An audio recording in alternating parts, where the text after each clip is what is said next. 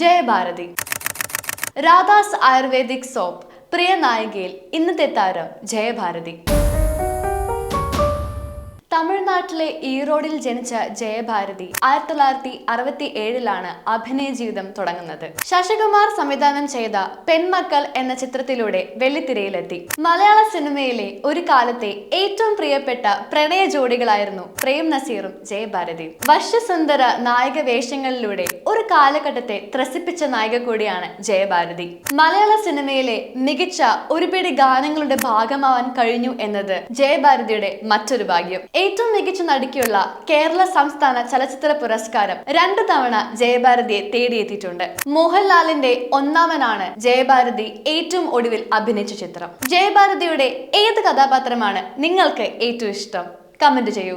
Radhas ayurvedic soap പ്രിയ നായിക.